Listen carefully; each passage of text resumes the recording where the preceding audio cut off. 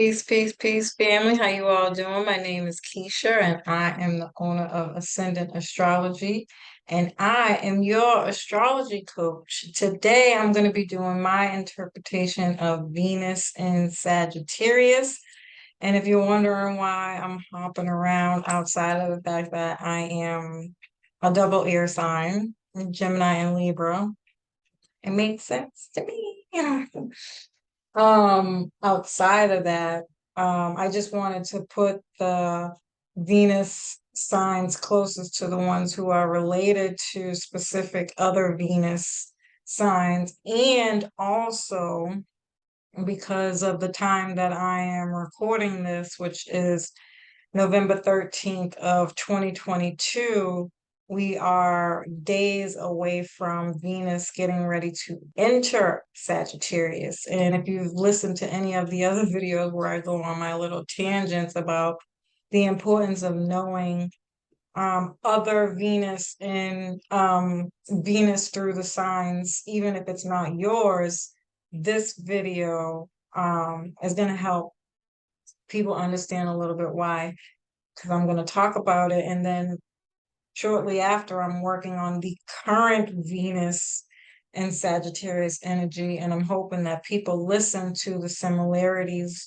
within the video so you can see why I'm going on this tangent that I have about the importance of learning other signs outside of what's in your chart, because they're all conducive to you and your personal growth. So as we challenge ourselves through this journey to evolve, I hope that people can appreciate that at least.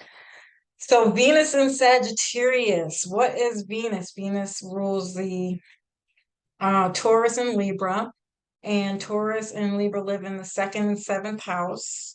It rules, Venus is a planet of love, romance, beauty, harmony, money, who you're attracted to, what you'll spend your money on. Honestly, I can go on and on and on, but that's what the transits are for. So if you really want to dive deep with me, again, please feel free to join me when I talk about the current transit of Venus and Sagittarius, and we'll get all into it. Sagittarius lives in the ninth house, and it's ruled by Jupiter. I would also look at the 12th house in Pisces as well, because Jupiter is the ancient ruler of Pisces and the co-ruler of Sagittarius. So it's important to know that as well. I think some of the things that some of the themes in Pisces you can see, I won't spend too much time on it, but I do want to talk about it a little bit, is the addictions. I see a lot of Sagittarius people addicted to something, whether it's actual drugs, traveling, education, telling people what to do, being a know-it-all, big mouth, tell lies. I call this Sagittarius as my habitual liar placement for reasons unknown to man. I don't know why they make these lies up, but they do. Um, and these people can be serial daters as well, for the same reasons as most of the other placements that I spoke of being um, serial daters. It's not just that, they're whores and they want to hop around on everything that sticks up, but just, these people need freedom just as much as the other air signs. In fact, Sagittarius and Gemini are in opposition of one another, and these people are the only people who get along, have a good opposition in the chart, because Gemini gives Sagittarius the freedom that they seek. So it's important to think about what is in the 12th house, what Pisces rules. Also, when you're thinking about Sagittarius, so I just wanted to say that because I think that's a huge thing. DMX is a Sag.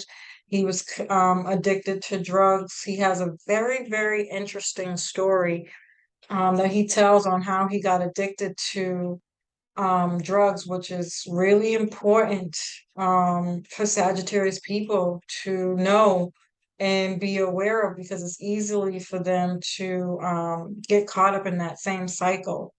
And because it's the Venus rules our pleasures and desires, and Sagittarius is ruled by Jupiter, which expands everything that it touches. It's always out of proportion for them. Now, don't get me wrong. I've met some Sagittarius people who have some heavy Capricorn placements. In fact, a lot of Sagittarius people do. Um, and they can control it, right? It'll subside with that Capricorn energy where they know when they can do it. If they can't afford it, they're not gonna be those people out there begging and so on and so forth. But it still ends up consuming their life over time. Because Sagittarius is, they love to party. This is very upbeat, outgoing energy. They like connecting with others. These people learn through experiences, so they're always up on the go. And it always comes to a faith-based journey for them with that Pisces energy, where they're having to do the 12 steps. That's what I call Pisces. Pisces is my 12 steps things, where these people become amazing preachers. Listen to DMX's lyrics. This is not by mistake. This is by design. Um, he is a preacher gone rap. I don't give a fuck what anybody says, which is conducive to the opposition of Gemini energy to me, by the way. But these people are great preachers. They are wise beyond their years because of the journey that they have to go through when it comes to their freedom, and not wanting to be detached to, I'm not going to say that because I don't think that's the right definition. I think it's foolish for people to say that people are emotionally detached because they don't want to be in relationships, or they're not good at sharing their emotions. Because I don't, it's dumb to me. Everybody who's human came here to connect with somebody. It's just the way in which they need it to be in order for them to feel connected. It's going to be different for them. It's not going to be the emotional stuff. It's going to be a lot more logical, practical, and what might appear to be detached, because they have their own specific journey. And these people can become very spiritual. Um, they like learn through different cultures and or traveling and education, because Jupiter rules higher education, long distance travel, so travel outside of the country, through foreigners, foreign cultures, or things that are just foreign to you, religion, spirituality, philosophy, beliefs, moral ethics. This is my some things are law here, like but for Jupiter, not like Libra, this is higher law, like federal for me, or it's spiritual where we're talking universal law, right? That's where you get into more esoteric and kind of occult like knowledge there. But they'll always want to do it with Venus here is more like they maybe sing a song, or again through preaching, or maybe they're a teacher, or it'll be, their creativity just comes through differently than other creative um energy, because it's Sagittarius. It could be through culture, um or a travel group, or something of that nature, um, or publishing or writing a book or something to that effect. Jupiter also rules optimism and overindulgence as well. Um, you may be attracted to people who are kind of big, stocky, or like long, like models, because Jupiter, again, it's about the expansion of something. So I have Jupiter in I mean, Mercury and Sun and Gemini in the house of Jupiter. I have long fingers. That's not by mistake. Gemini rules the hands. And I also have long legs, even though I'm short. It doesn't make any sense, but it just means I have a small body. My legs look long. Like I feel like I should be taller, but I'm not. It's just that, that's the uh that energy of Jupiter. Um, why that's so funny to me. So if they're not like big, stocky, muscular, or even heavy set, they're long and tall. Um,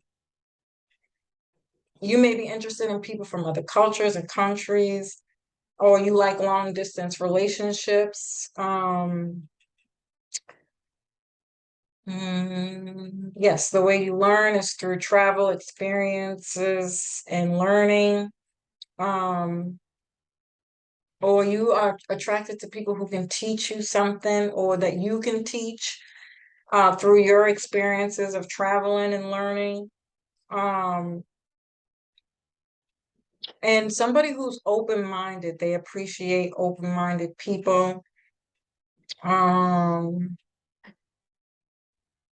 these people have a big sense of humor. They love to laugh. And so they're attracted to people who can make them laugh. And they laugh loud, like they have a big laugh. I don't know why I think that is so funny. Probably because I know it's true. Being a Gemini, obviously, I dated a Sagittarius for 5 years, and I can tell you it's both annoying and hilarious at the same time, the way they laugh. I actually know a few more. I know a Sagittarius moon who has a loud laugh too, which I think is absolutely hilarious. But yeah, so that is my interpretation, family, of Venus and Sagittarius. As usual, I love and appreciate you. I hope you found this information helpful. Peace.